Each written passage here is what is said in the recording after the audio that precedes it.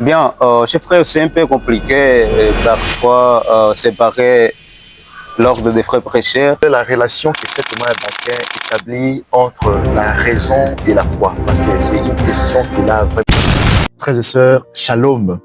Vous le savez très bien, chaque 28 janvier de chaque année, l'Église, notre mère, célèbre la fête de saint Thomas d'Aquin.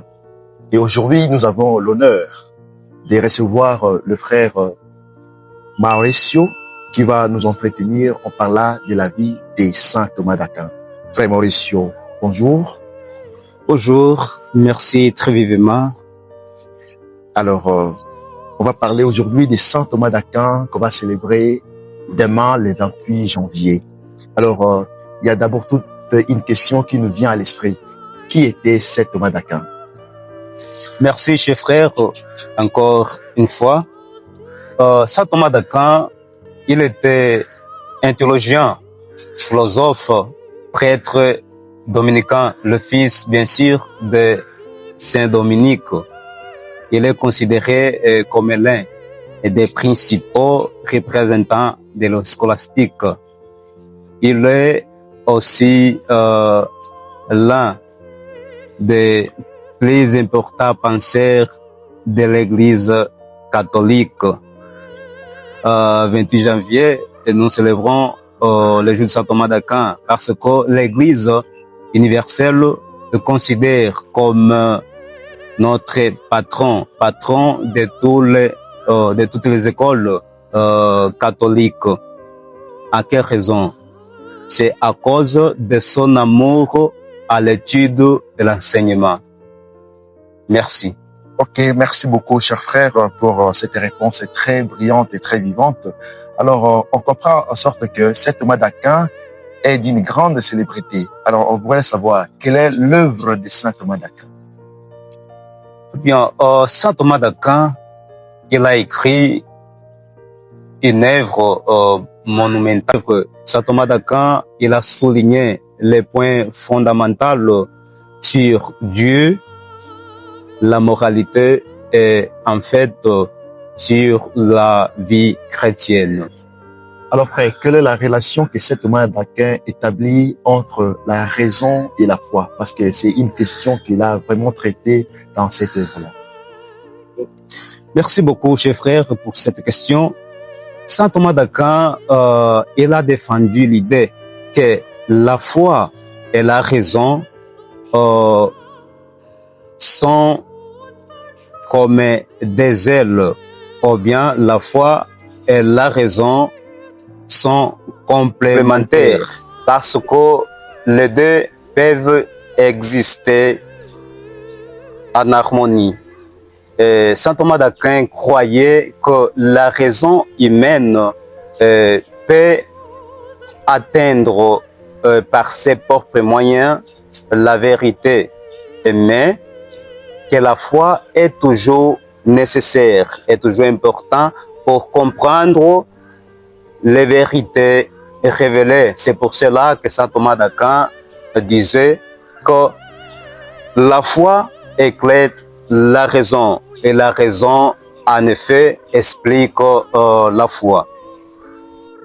Alors frère, quel est l'héritage que saint Thomas d'Aquin a laissé dans l'ordre des frères prêcheurs et dans l'Église universelle? Merci encore une fois, cher frère, pour cette question.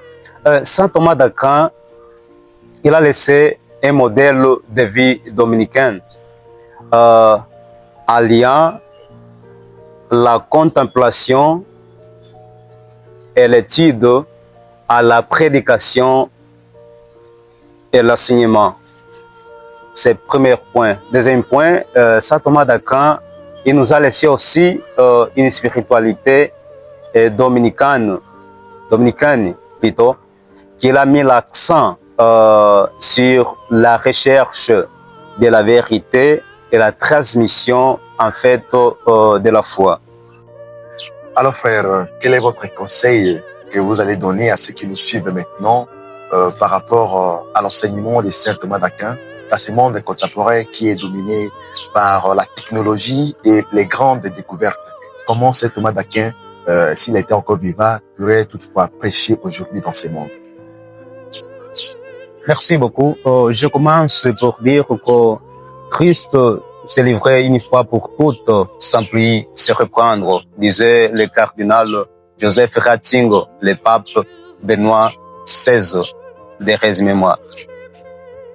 Avec ça, Saint Thomas d'Aquin aussi, il a aussi le soubassement de la vérité, parce que la vérité dans l'Église catholique, la vérité chrétienne, ce n'est pas une chose. La vérité, c'est une personne, c'est le Christ. Parce que concilier la foi et la raison comme des ailes que peut nous amener à la vérité, c'est une façon aussi de dire que dans ces temps modernes, nous pouvons embrasser la foi, nous pouvons embrasser la vérité, parce que la technologie d'aujourd'hui, si nous utilisons avec la raison et aussi avec la foi, peut vraiment nous amener dans un vrai chemin. Mais on peut aussi l'utiliser pour les mensonges, afin que nous ne puissions pas tomber dans une chose mauvaise. Nous devons embrasser la raison comme nous explique Saint Thomas d'Aquin. Saint Thomas d'Aquin, on va dire que c'est un aggiornamento. Elle se trouve à toutes les époques. On peut le mettre dans l'époque antique, dans l'époque, dans le Moyen-Âge, dans l'époque moderne et enfin dans l'époque contemporaine. Merci, frère Mauricio, d'avoir accepté notre invitation et d'avoir fait une brillante présentation de la vie de Saint Thomas d'Aquin et de ses œuvres. Merci beaucoup, cher frère, pour votre chaleureuse invitation. Je suis vraiment très content pour partager ces moments de connaissance, parce que ça, c'est le soubassement de l'ordre des frères prêcheurs. Merci infiniment. Alors, pour tous ceux qui veulent avoir plus de connaissances et d'informations sur la raison et la foi, et l'enseignement que Saint Thomas d'Aquin a laissé dans l'ordre en particulier et dans l'Église en général, n'oubliez pas de vous abonner massivement et de liker.